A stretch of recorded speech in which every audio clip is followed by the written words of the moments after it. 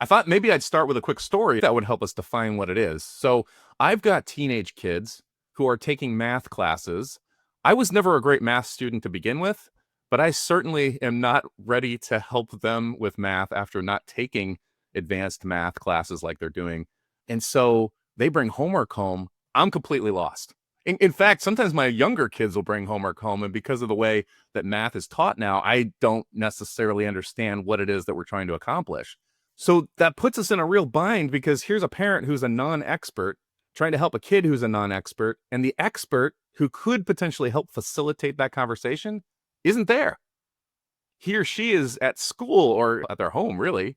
And so the idea of a flipped classroom takes some of that independent or mentored work and puts it back into the classroom setting and puts some of the instruction in that off time.